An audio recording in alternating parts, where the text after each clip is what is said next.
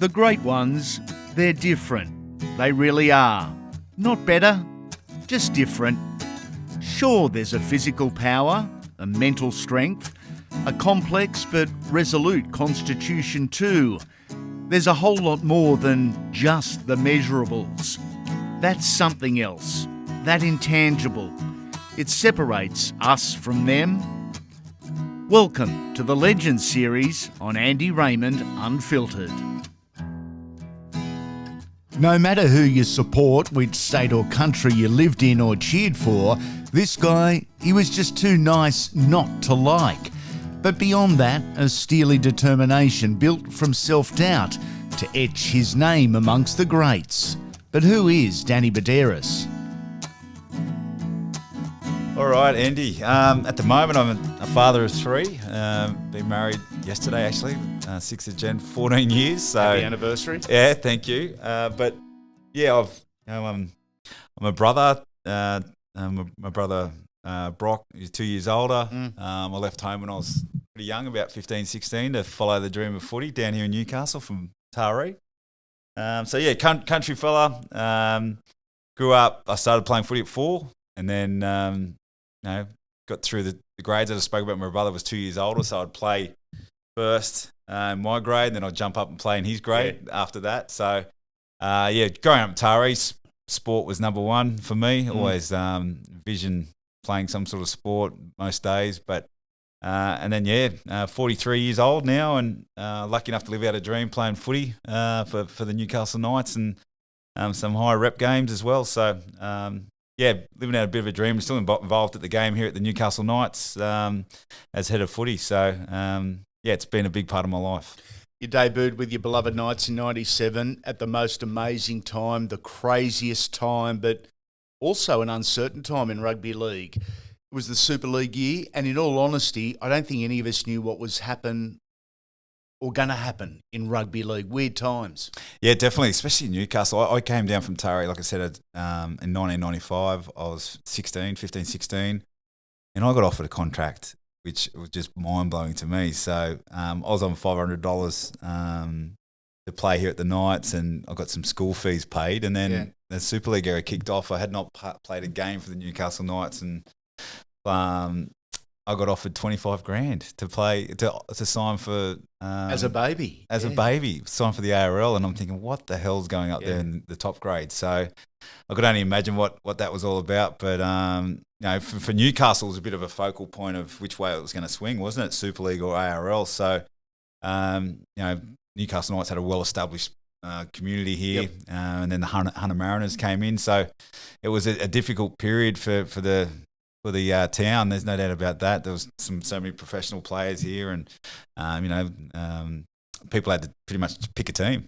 Players had to pick a team, fans had to pick a team. So luckily the Knights stayed with the ARL, and you hear those stories that Big Chief was driving the bus down, and some of the players got off the bus on the way down because all of a sudden they've told the other teammates they've signed with the Mariners. And so there's all these stories about splits in the town and splits in relationships, and I'm not sure if some of those relationships have been repaired up to now. But 97 for me, finishing and seeing what the Knights did in that year, and you want to talk about football and how it all. I believe it's both those games.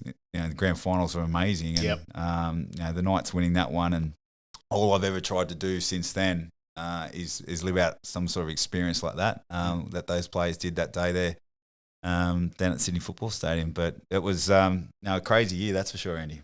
We'll rewind from the grand final of 97 to March, Sunday the 23rd. Newcastle International Sports Ground. The opposition was the mighty South Queensland Crushers. Newcastle won 44-0, and in jersey number 17 you entered first grade. What do you recall of the day?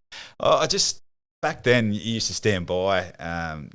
You'd play under 21s, President's Cup, reserve grade, and then you'd go through, and you feel like if you got asked to stand by, it was just, how good's this? And it happened a couple of times, stood by, and you used to see the bench turn around. You're sitting in the dugout, and you go, I'm on here, and then all of a sudden you'd sit back down because you weren't called up. So, so I got my opportunity. Like you said, it was a big day for the Knights. We had a good win, and I got a chance to come on and just just float around the middle as a bit of a hooker, sort of a bit of a utility player, and it would just become addictive, Annie. And that was the thing for me, how addictive it was. I was just out there in the middle of the field, hearing the collisions, visualising, and just going, I've waited for this my whole life to be amongst this. So it was a good day out. I remember Big Butsy, just how brutal he was, and especially in scrums and the collisions and all that. And so I had a really good grounding as a Knights player, and I guess a tough and uncompromising sort of era for the Newcastle Knights with Butsy, Chief, the Johns boys, all these guys that just come through. And Steve Crow taught me a lot about the fabric of the Knights and the DNA of the Knights, the coal miners and all that. So I've seen that's always been my part of my role here at the Knights over the years, is to keep that legacy going. You were used in several positions coming through the grades, and basically because of injury, you ended up at hooker. It wasn't by design, really. Well, there's a little bit there. And Mal really was thinking about the focal point of the game, and so was Warren Ryan, and that's what two great coaches. And Mal was an amazing coach from a spiritual sort of energy. He understood, kept it pretty simple, but at the same time, you held to account. Yep. Very respectful. You never wanted to let him down, pretty much. And then Warren Ryan came in, and everyone knows what Wox sort of set up a lot of the plays in the game, and they're still here today. The block plays, all those sort of things, and so they sort of thought the game would start to change a little bit, and a lot of hookers, you need to be quick out of there. You had to have a good pass. So a lot of halves and 5/8s were starting to get forced into that number 9 spot. But the first thing you had to do is like to tackle. That's defensively, because you're getting some big guys running at you. So I didn't mind that part. I liked that part. Yeah. And then, and I thought that this could be an opportunity to play first grade. I saw a pathway there, and at the end of the day, you had to pass the ball to Andrew and Matthew Johns. What a pleasure. Yeah. So, but in saying that, it had to be a standard, and it made me a better player, knowing I had to pass the ball to those two all the time. You talked about halves becoming hookers. Let's fast forward to 2021 briefly. With the changing of the rules, are we going to see more halves and 5/8s become hookers? Yeah, I believe it's going to be interesting, but I believe that's happened over the years, and I think it's going to happen again. And even you might see some outside backs and going through, and that's from a recruitment point of view for any club, for any recruiters. They're probably not just looking at number 9s coming through. They're looking at guys that they can see contribute in that area from all their points of how quick they are, how strong they are, all these different things that make a modern day hooker. But you still got to remember, you go back to someone like Cam Smith. From a physical point of view, it's all about the mind and how smart you are in there, and you can slow it down. And the good players always make the quick games look slow. They can make anything look any speed, the way they pass and kick and all that sort of stuff. So it's a really important position. I think all the teams that succeed, very consistent teams, always have to have a good number 9, and it's a big part of recruitment. Back to you and back to the early years. Amazingly, you wouldn't play first grade for another 13 months. It was 17 months between your debut and your run-on debut. That is a long time in anyone's language. Did you have doubts maybe you didn't belong and this wasn't going to work? No, I think what happened was, I guess I got a taste, and that's one thing I spoke about being addictive. So I got a taste, but I knew I had to bide my time. I think it was a really good learning for me to go back and have a foundation and play with some guys and learn off some guys. How do you prepare? How do you cope losing? How do you cope winning? And how do you become a consistent player? And that starts with training, and how do you train properly? And, I was just a boy when I had that little bit of time against the Crushers back in 97. So, but as I spoke about, I did have that visual of, gee, what about 97? How good was that? So I just kept on training, and I just wanted to keep going with that. So it was a really good period for me to learn and hone my skills, and I did that. And like I said, I had to open up opportunity. I saw the way that Andrew combined with his number 9s, Matty combined with his number 9. So I got to sit back and look, and I thought, if I ever get an opportunity to be in there consistently, I have to have a great pass. I have to really hone my pass, and I have to really look after the middle. And then when they get the ball, they've got to get it. So I really developed a pass that I thought could do that. And that comes from training. So I was training a lot in the top grade, but at the same time just going back and playing reserve grade and under 21s. And so at training is, pass the ball to Joe and it's not spot on. You pretty much stop the whole session, get the ball and throw it back at you, and say, go again. So really? pass it better. So Yeah, that's those little things when you play, and the toughness of it all, the mental toughness of it all. You got to learn all that. And no, I definitely didn't get thrown into my consistent first grade underdone. I was ready to go. The footy's back. Here's my first tip of the season. Make it personal. Your name, your number on your jersey at yourjersey.com.au. Official licensed NRL jerseys, retros, polos and training shirts, all in the one place for men, women and the little ones too. For an exclusively unfiltered deal, go to yourjersey.com.au/Andy and type Andy in as your coupon code to receive a bonus gift with any order. Gear up, legends. You grew as a footballer, but you were around a very good, grounded bunch of blokes by the majority. Did you grow as a man? Yeah, I did. I had a good bunch of mates, I guess you could call them. They were lucky enough to be call them teammates as well. But I came through, and Matt Gidley, Mark Hughes, just to name a couple. I had so many really good friends that came through. So, and you still got great friends today. We still train today. So, and Steve Crowe, as I spoke about, implemented the strategies of and the DNA of what we wanted to be about. So he's a guy that doesn't get a lot of mainstream recognition, Stevie Crowe, does he? He doesn't, and he's been head of our old boys committee for a long time, and so he just bleeds red and blue, and so that was a really good grounding for us all. But yeah, it was a really a good time to be in Newcastle night. We had some really good results. That era between probably 95 to 2008, there was 8 years of really good solid grounding of the club, and I'm glad we won a couple of premierships in around that time. But we had some really good teams that probably fell short as well, which was, without being too greedy, probably could have won another one or two. But they're hard things to win, Andy. They're a big box to tick, that's for sure.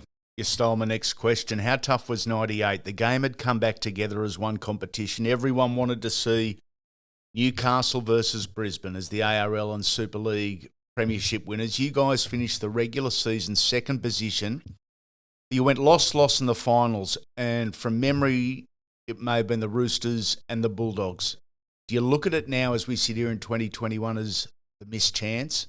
Yeah, definitely that one and 2000. I think that was another one as well. But yeah, 100% right. We had a good team there, and just on a personal, I remember that Roosters game, and I had my shoulder shattered in that game, and had to play the next week, with a busted shoulder, which needed a reco after it. But that was 100. I think it went to extra time against the Bulldogs the following week. So yeah, that's definitely a final series I vividly remember. But disappointing losses to go loss, and we had the players, we had the coaching, we had everything there, but we just fell short, and that really burnt, and we got ready for another good onslaught for the next couple of years, and any team and any club that's got an immortal in it, in Andrew Johns, we knew we were in for some good successful seasons, but yeah, that was a disappointing way to finish off a successful season in '98. Mel Reilly, Warren Ryan, Michael Hagan, Brian Smith, Wayne Bennett. At Newcastle, you played under all of them. When you're old and grey, or greyer, sitting back in the chair overlooking Merriweather Beach, you had a fair list of teachers. Yeah, absolutely. And then you go through and that's what I loved about those rep teams. Not only are you going into rep teams with great players, you're going into those with sensational coaches, great coaches, and I loved Ricky for his intensity. Loved Gus. I loved Gus, the way he prepared you for going into battle, and you picked off all these little things, all these different coaches, but backing into Newcastle, you had a great man manager in Michael Hagan, and the way he had to get people through, and there was some guys there at difficult parts of their life, and they got through just to the weekend, and had to do a lot of man managing. Warren Ryan, as I spoke about, there's a lot of plays in the game today that are still used from the way he made them up. Yeah. Brian Smith, he's very technically savvy, wanted to be a bit of a revolutionise the game in stages, and be a bit of a guy that could change the game. And so there's so many good coaches that I did have here, and I've taken a lot out of, and that's you always need to learn something every day. I've taken something out of all those guys, and when you do get your own chance, I was lucky enough to do a bit of coaching, and now I'm in an administration role. There's definitely gives you good grounding for how to handle people and taking the good and the bad out of all situations. Do you pick things out of each one of them, and they remain almost life principles or life values, and you adapt them into a business and or personal situation? I believe that for sure. I'm happy to. I feel like I learn off everyone most days, and I'm my own harshest critic. That's one thing. Are you really? Yeah. I've got. I think I'm always like to be happy, but at the same time, if you don't like letting people down, and you want to treat people the way you want to be treated. That's one thing, and I think hopefully all I've wanted to do out of my career is walk into a room and be respected, and I feel like I've got that as well, which has been good. So. But at the same time, I want to be known as a good person, and so I've never sort of let anyone down like that. But if something doesn't go right, say at a training drill, or something doesn't go right in a meeting, or I've just got to let that go, which I've had to struggle over the years to do that. And probably on the footy field, you could say that. One of my greatest regrets is the way sometimes over a couple of years, I don't know why, but I chased referees around. And I remember Brian Smith came in, mate, I did not want to see you do that. Chasing referees around, thinking. On the back of mistakes they made. Everyone makes mistakes, but on the back of me, Joey and myself at times were going a little bit hard at it. So little things like that, I've looked back on, so you could done things differently, but I don't think there's too many things, Andy, over my career that I've changed. But being a harsh critic of myself is probably give yourself standards, I think, to be a good player as well. And I'm happy to go out and change things that I have to work on to evolve my game.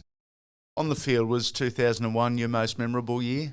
Your first premiership, the dreams come true type of stuff? Yeah, it was. I think we had a real solid year, like I said, the year before, and it was disappointing the way we went out like that. That was against the Roosters down at the SFS, I'm pretty sure, when we were up 18-0 at half-time in the prelim, which... that was a huge missed opportunity. Yeah. So we narrowed our focus again for 01 for a run at it, and had some speed, we had some size, we had some youthfulness, and we had some experience in the team. It was well balanced footy side, wasn't it? It really was, and so we come up against Parramatta on that day, and speaking about having great years, they had like 800 points for, and probably 200. You're an Eels fan, Andy, I know that. 200 points against. So they had an amazing year, but we just knew we had the players that could, sort of like a match play situation. If it was to go down to a match play, going, right, if we have one more chance and one more crack, I reckon we can get these guys. And we were really good on the night. We were up 24-0 at half time, and but it was just the way we prepared, how relaxed we were. And I learned a lot out of that series. We thought we were relaxed, and we looked at Parramatta, and we thought all the pressure was on them, and which it was, and they played that way, and we played the way we played. So it was an interesting series, and like I said before, there's not too many times you can say the players that can tick the box and say they've won one. There's a lot that have won a few, but a lot of great players haven't won one as well. Does anything stand out from the 01 grand final in particular? Is there one moment above all else? Yeah, you always hear everyone loves seeing tries scored, but I love seeing tries saved. I thought that the Steve Simpson tackle on, I think it was Andrew Ryan. It was. At just near half time, I thought that was a huge play for us. And I find that the best part of the game for me is defending and defending your line, because you have to rely on your 12 other teammates to get the job done. And they're just trying their best to get over the line, and you just keep propelling them, and you get so much confidence out of that. And that was that sort of night for us. We had a confident night, a confident start. Got a little bit close at the end, but in front of all our fans, it was the first nighttime grand final as well. First nighttime grand final, and we had 60 odd buses down there, and it was a huge occasion. It was a wonderful period of rugby league, for the Hunter region, 97-01. I'd like to get your thoughts on some of your teammates, either as a player, as a bloke, or a story if it stands out. We'll start with Adam McDougall. Dukes, one of the great characters. There's so many stories about Dukes and how good's he doing in business at the moment with the man shake. So everyone, you can't go past Dukes with the way he just revolutionised training, I guess you could say, in amongst. He would refuse to do the rower, refuse to go on road runs, anything. It was all power. And that Coach's nightmare? Yeah, absolutely. You know, we'd train the captain's run, which is the game, the training session before the game, and Dukes would just put his tracksuit on and just zipped it right up to just under his chin, and he was just jogging, and we were all running around doing a fair bit of work, and Dukes just trotting, and Joey'd put these beautiful kicks, these crossfield kicks, and just catch it, Dukes, and he'd be about 20 metres away just jogging and just running around, and he just refused to spend energy without knowing that I'm going to save it for the game. So Wow.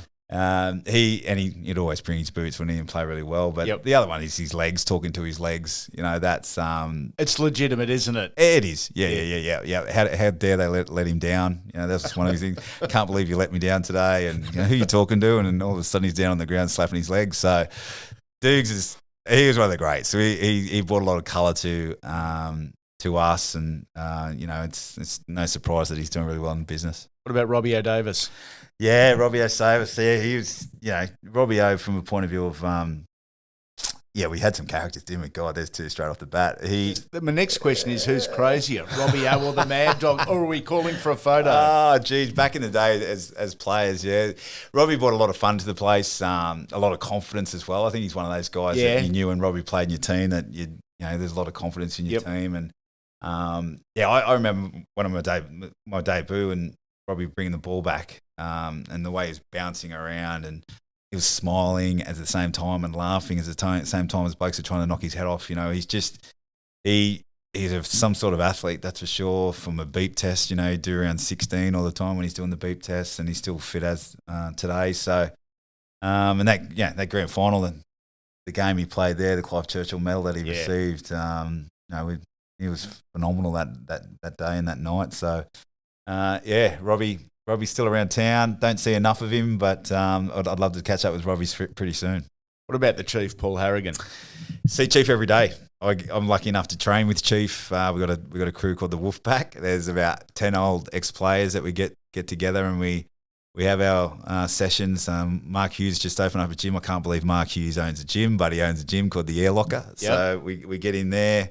We've got our little places we train around the beach. So we get up about 5:30 and head on down there. And the best thing is the coffee and the chat after. We talk about old times. But Chief's just everything about leadership. Yep. I just look at Chief. I think for the way he handles life, he's become pretty spiritual. I've learned a lot about that on the back of Chief. We've done a lot of these mountain climbs. We've been to Base Camp Everest. We've been to Kilimanjaro. We've been where else? We've gone to all these other places just for raising money for the Mark Hughes Foundation. But the way he's got right behind that, and to walk and to talk with Chief, you learn something every time, and I'm really grateful that I get to see him every day. If you're going to war, I've always said the Chief, if he's your mate, is the bloke you want next to you, because he will lead the charge. Yeah, he'll always put himself first into that as well. You know, he's just, I love that. Another one I play with in the UK, Jamie Peacock. Yes. They always just used to put their boots on and say, right, they're having it today, you know, and then you just go, right, I'm behind you, let's go. So they're sort of guys that, front rowers, it's the hardest job, and, you know, they do an amazing job in that environment. When any game's physical, or they have to set the scene, or back in the day they used to have to set the scene. It's no different today, but back then they had that, as they called, the softening up period, and you'd always used to see the Chief ripping in and doing his thing.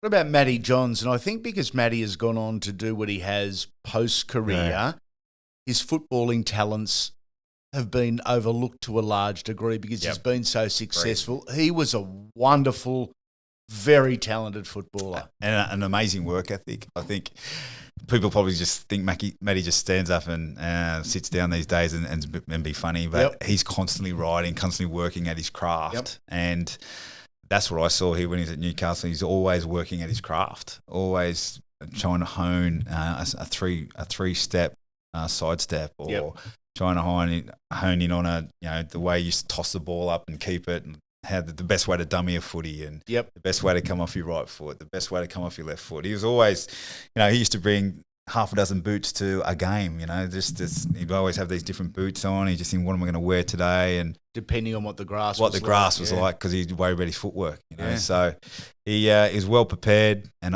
that's like today when he does all these shows there for Fox. He's always well prepared, and it just doesn't happen. And that's Matty. I think Joey's got all that natural talent and natural ability, but Matty works so hard. And you're so right, Andy. I think his game gets overlooked because of his successful career post-footy. But I've learned so much off Matty when he was here. He wasn't here long enough for me as I was coming through the grades. I was always looking up to Matty, but I didn't get enough time. But he was always happy to get someone to come and train with him. And there's a lot of private sessions, not private, but public sessions where you just grab a couple of younger guys and bring them down to the park. And you always used to see Matty kicking the ball down the park, and he'd have a couple of kids with him. What about Andrew Johns? Wow, where do I start?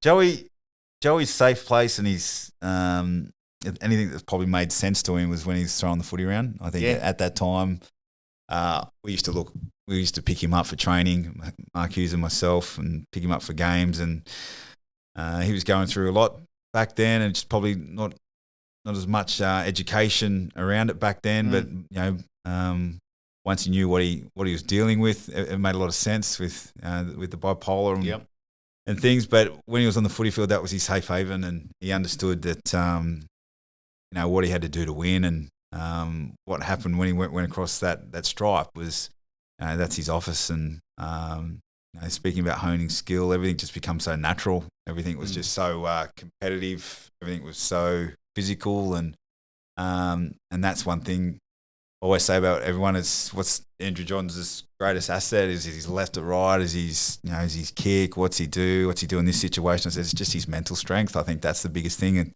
because he was dealing with a lot, but once he went over and said, right, this is me, I'm on the field today, and off he went and played and played. And I think with Joey and us, he always had something up his sleeve with an injury at times leading into a game, and I've sort of post-retirement and as I got older, I sort of worked it out. It's because he was worried about probably not coming up to the standards that he'd set. Yeah. So a bit of a fallback mechanism was McGroin was tired or all that. So we had to deal with that as a group, as a playing group. And, sometimes it was the boy that cried wolf, and that's just the way it was. And we got around Joey, we had a bit of fun with it, and he had a bit of fun with it. Yeah. But at the end of the day, I think it's just because his standards were so high. And, to say that I got to throw the ball to Joey all my career is not many blokes, no one's allowed to can say that, but it's a big privilege for me to be able to say that. Wonderful point you made then, how far rugby league has come in 20, 25 years, because at the time Joey was labelled just a loose unit. Now there's mechanisms, there's plans, there's structures in place to be able to help a young man deal with a variety of problems. It was only 1996, 97, 98. There were no such things. He was alone. Yep, no, that's right. He was there. We were dealing with the highs and lows, and emotions. And no, I didn't even understand it. I didn't understand what was going on. But at the same time, I just saw some vulnerability and a great mate, and someone that would do anything for you. Yeah. But at the same time, you just didn't understand it, and I guess a lot of people close to him didn't understand it either. So. But yeah, it's to go with it, to go through it with him, and I saw probably the best parts of it, but I'm sure that the other people closer to him, and amongst his family, saw some bad parts as well. But no, he wouldn't change a thing. It's made him. It's I think all people that are very successful or highly successful in any music, any form of arts, or any sort of sport. Some of those guys have got some issues in and around that part, and Joey came through the other side of that, and to see him today with his beautiful family, his kids, and how happy he is. It's a real credit to him. In part 2, we talk about the self-doubt surrounding his appointment as New South Wales captain, the Dally M medal that doesn't take ownership at his own house, and a final game that haunts him to this day. We hope you're enjoying Andy Raymond Unfiltered. The Legends series arrives at the start of the working week. In-depth and personal interviews with some of the greatest names in sport. The weekly Wodge drops in time for your weekend. It's fast-paced and fun with a bit of footy talk, plenty of laughs, guests and specials. On any one show, you'll hear up to a dozen superstars in 40 minutes. It's a beauty. The Blast arrives on Saturdays. It's where we wind back the clock to a game or memory with one of the athletes involved. A short listen recalling some of the moments that make up our wonderful history. And on Sundays, starting in April, one-on-one, we talk to mixed martial artists, boxers and pro wrestlers, both current and from past generations. Podcasts like you've never heard before. Why? Because it's unfiltered.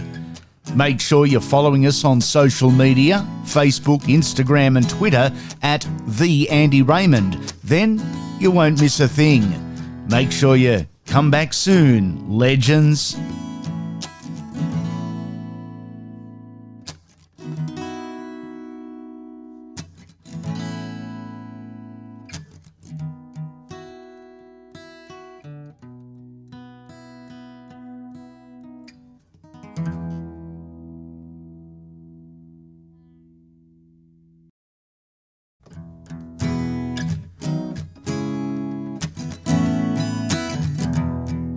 Welcome back to Andy Raymond Unfiltered. This is the Danny Buderus story, part 2. Previously, we spoke about the early years, the variety of his teammates and the unbreakable bond they share to this day, as well as being his own harshest critic. The story continues. You were complete opposites, yourself and Andrew. On the field, though, an amazing and really positive combination on the field. Off the field, Andrew was known to lead you astray. Absolutely. Once or twice. Yeah. Let's go back to your good mate Mark Hughes' wedding where you were the both groomsmen. What happened, Danny? Did Joey get you? Well, I've sort of just come home. Yeah, he did. He did get me. I've come home from the UK, I think, and I just sort of was that excited. I don't know what was going on, but I was sort of on a Australian tour, so I hadn't been around the group for much. All my mates, and I got, sort of from about the Thursday, the wedding was on the Saturday. Great to be home. How good's this? Got Hughes' wedding, and then I got definitely led astray. It is one of my. I'll talk about chasing referees around how that was a great regret, but this is a personal regret. This one, so we just exceeded the alcohol consumption, and really. My nickname Blubber came from there, where my head just used to go to blubber, and my neck muscles sort of just become really relaxed. But the wedding as such was a bit of a blur. It was very quick, and I can't put that completely down to Joey, but geez, he was a big part of it. I'm going to say it was pretty much a huge part of it. But there was a suggestion that you were almost replaced as a groomsman in the hour leading up to it, and there was another John's brother perhaps placed on standby to take your spot. Well, I think my responsibilities were replaced from another groomsman. So, it was, God love Kira Lee, his beautiful wife, and at the time, give me a massive rocket 2 days later. So I've never forgotten it. So ever since that day, you got to learn from your mistakes, Andy. I think I've learned. No, I haven't had too many opportunities to be another groomsman, put it that way. Mate, it's fair to say while some of the names we mentioned earlier get enormous raps, the backbone and core of the Newcastle Knights, guys like Steve Crow, guys like Bill Peden, Paul Marquette, Adam Muir. Yeah. Tough, no frills, no bullshit type of guys.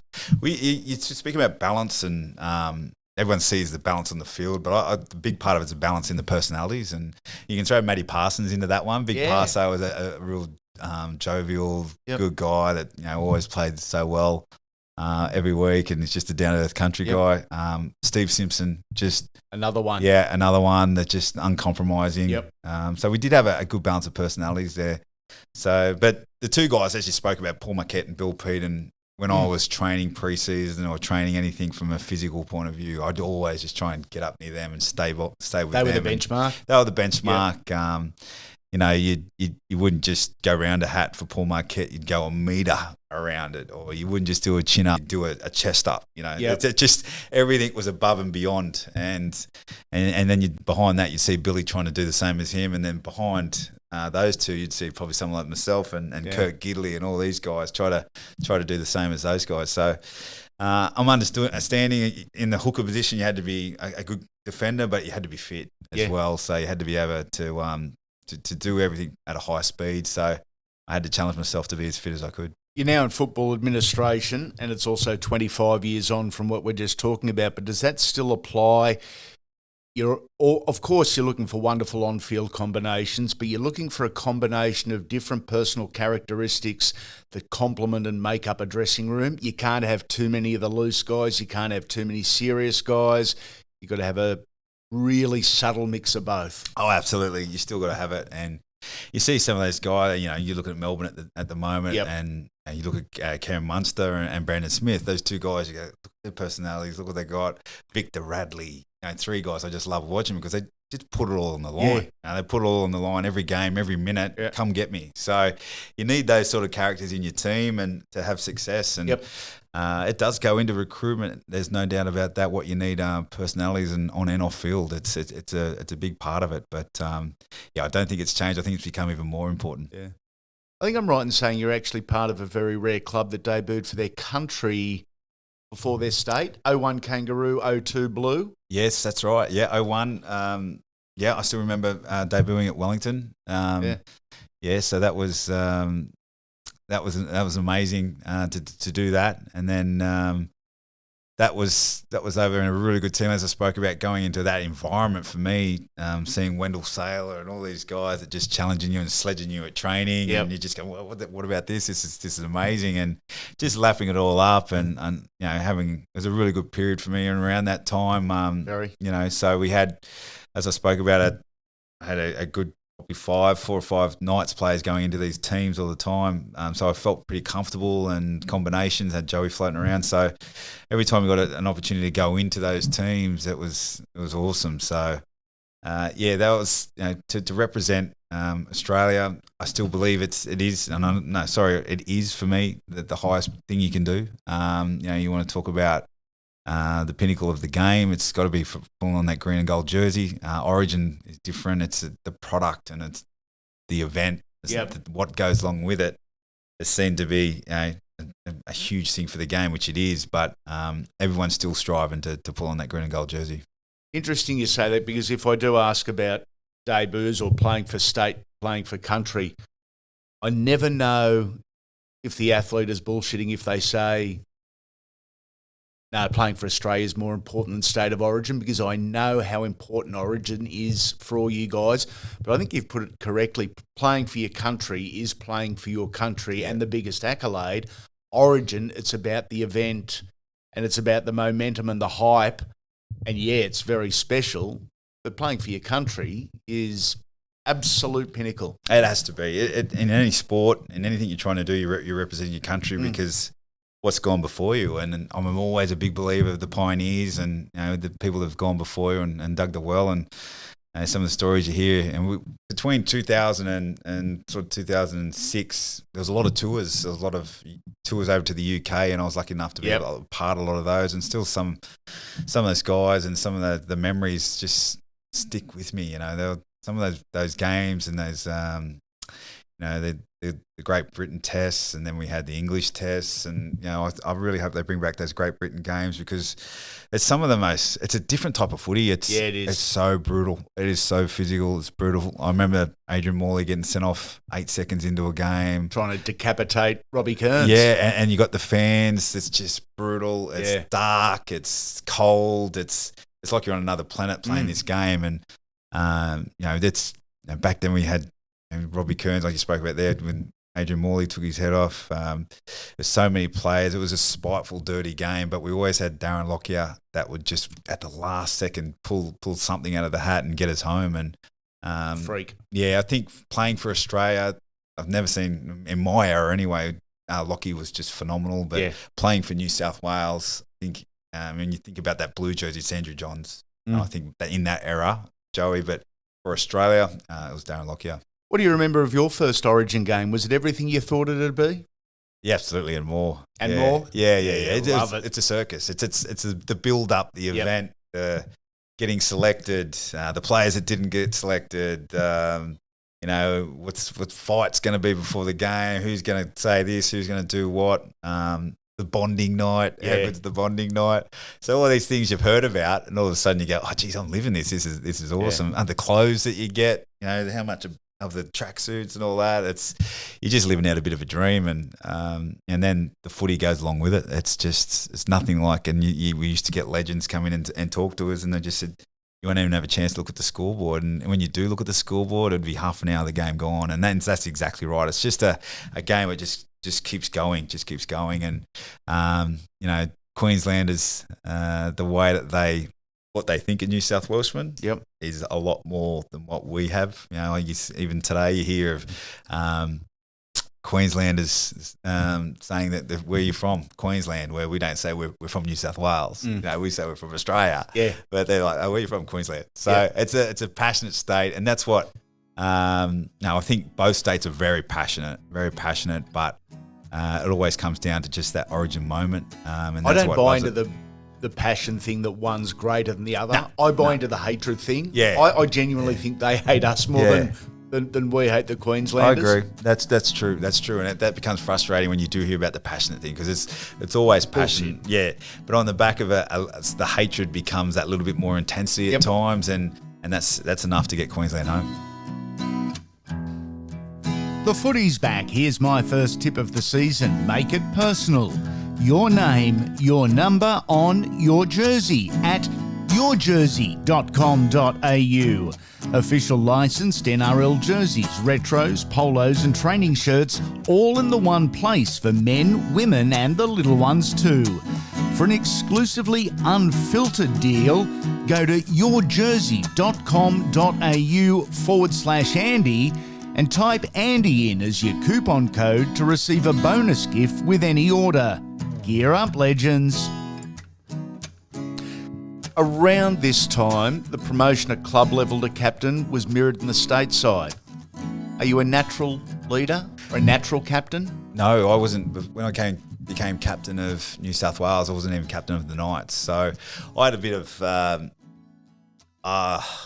belief, I guess, of not being able to do it. I didn't believe in myself. So I was thinking, how am I going to get anyone else to believe in me? So, wow. Yeah, I just didn't believe that I could do a state and control and be a captain of all these players that have captains of their own club. So Gus Gould got me at a bit of a get together. It was a bit of a fitness session, probably a few weeks before Origin kicked off, and just a get together, have a bit of lunch. And he said, mate, I'm going to make you captain because I believe this is a good role for you. And I said, mate, I can't do that. He goes, mate, you serious? I'm just asking you to do something that could change your life, Yeah. So he goes, you got till the end of the day. So I've got, I had lunch, thought about it, spoke to some of the guys that are captain, Craig Fitzgibbon, Andrew Ryan, Nathan Hindmarsh, guys that I'd come through that era with. And I said, what do you think about this? They said, mate, do it. It'll be the best thing you'll ever do. But they said, promise me one thing, just don't change who you are and don't change the way you play and you'll be fine. And that was it. And I sort of never looked back other than the bonding night. We had a bonding night where about 3 or 4 blokes got sent home and there was a $50,000 fine, and I went, hey, this is not for me. Yeah. This is not for me. I'm only captain on the field. Yeah, I'm captain. I'll never forget, I had a room by myself and a couple of players, can we go for a few more beers? Betts, go ask Gus if we can go for a few more beers.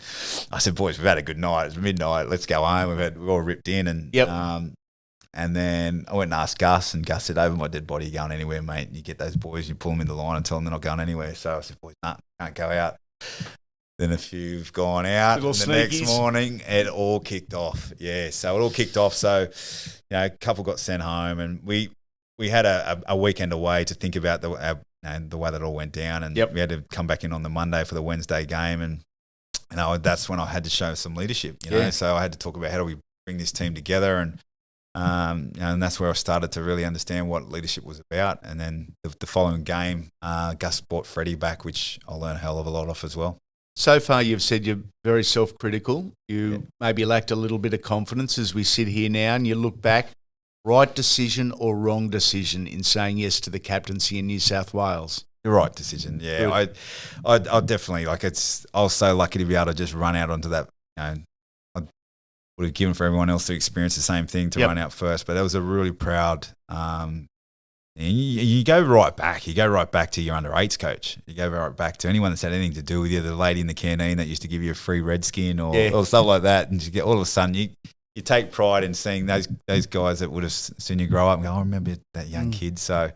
It's the right decision, and in that time it was, we had some success for New South Wales, which I was lucky enough to be a part of. To have your name written in the history books as a Dally M medal winner, you achieved it in 2004. What does that mean to you?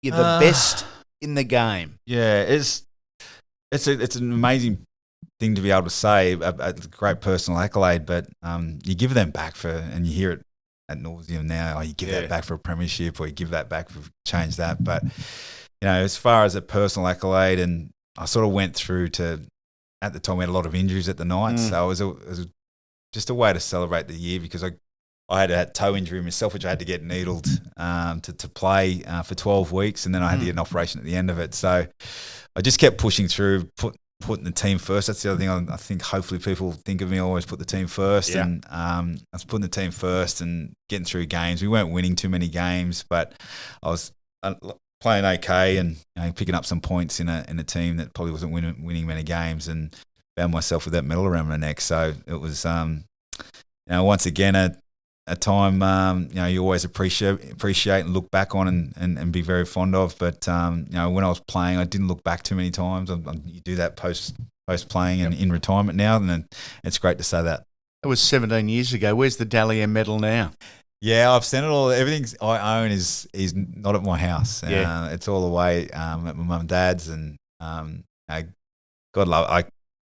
With my mum and dad, you get a little bit emotional talking about them, because I'm a father of 3 myself, and I left home at 15, just nearly turning 16, and I've got to thank them for that, because they could have easily said, no, you're staying here, you're finishing school, you're doing this, you're doing that, but they sort of said, go follow your dream. And I know Mum has never forgiven herself for letting me go, because she didn't know what was going on. What's going on down there? She loves to know what's going on. Are you behaving yourself, you're Daniel? behaving yourself. So, so I left pretty early, but Mum and Dad have never impeded. They've never been car coaching. You hear the term car coaching, where your parents get in the car and tell you what you should have done well and should have done better, and what you did well. And Mum and Dad my mum did coach me in under-8s, which is pretty cool. Yeah, I used to tape the nails up and out she goes. I still remember that pretty vividly.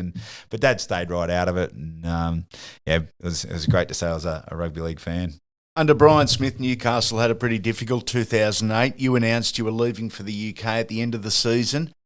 After 12 years, countless memories, how difficult, how heartbreaking was that decision to make? I just thought my time was up. The club was going through a real a period of change. It wanted to change a lot of things. The lot of guys that pathwayed through to become local players. And that had changed. We were here to bring in people to so-called think they could win, and but at the same time, when you grow up understanding what Newcastle was about, and I spoke about that Steve Crow mentality, that DNA, all these kids knew about it. They were getting told they're no longer required. Go away, you're not strong enough. You're not this. You're not that. And so I sort of had to stand up in a few different ways for the players. The Kirk Reynoldson issue that was huge, where he had to play 2 more games to activate his next year's contract. He'd played 13. And then hurt himself, and there was still 8 games to go, and he was ready to go for probably the last 4 or 5, and just wasn't cited, wasn't allowed to be cited. So that was a big thing, and so I just knew my time was up. So in saying that, the 3 years I had over in the UK were just, I got a chance to play with so many guys I played against for those tours, those Great Britain Lion tours, England tours. I spoke about Jamie Peacock, Kevin Sinfield. I say his name, I get that emotional already.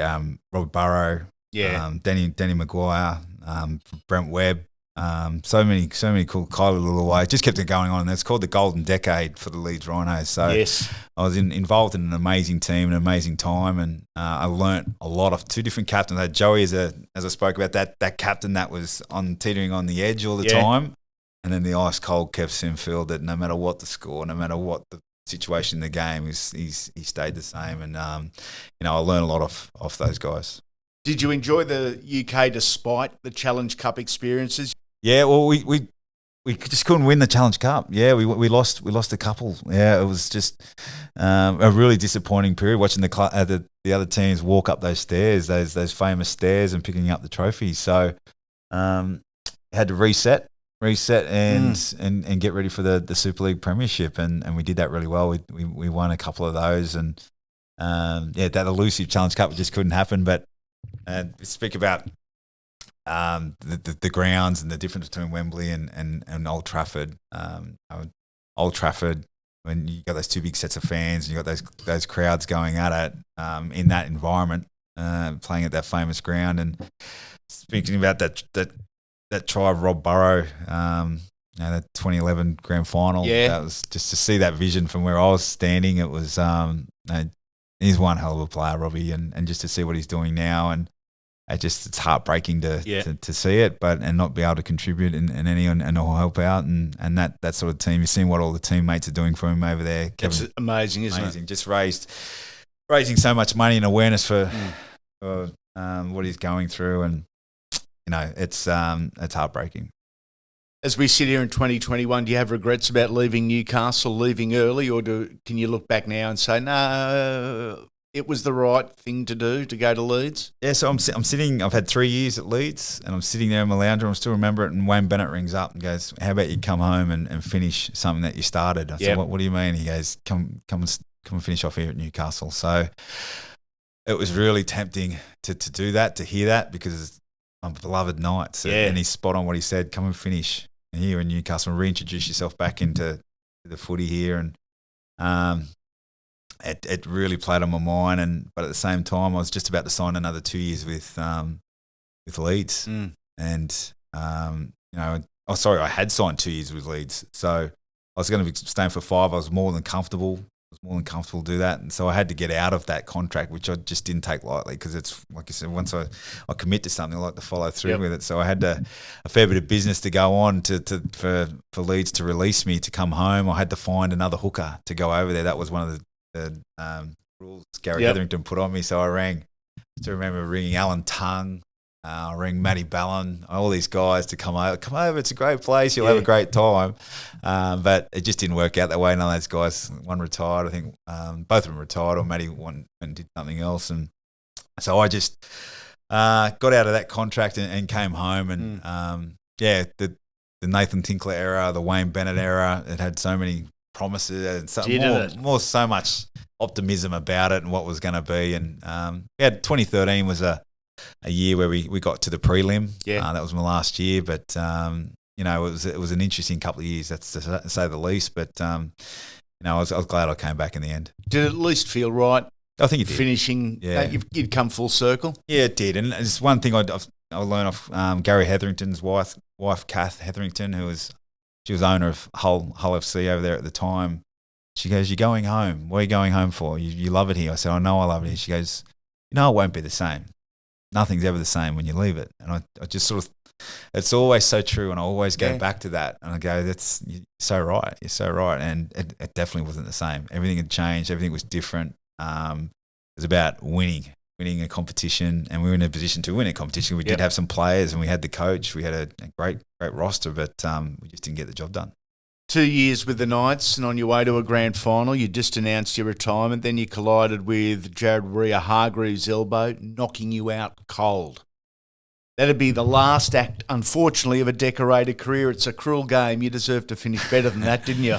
Mate, sometimes, even today, tomorrow, it could be in 2 weeks' time, I still think about it. Do you? Yeah, I might be doing something just by myself. Could be mowing the lawns or doing something a chore or something. I go, how the hell has that happened? What happened there? And I still remember vividly, I sort of came up on him and just got him underneath the ball, 1 or 2 tackles, or maybe a set beforehand. And that game was crazy. We had so many people there to watch us to get into the grand final, and probably a little bit too enthusiastic and not, like I said, I go and think about it all the time.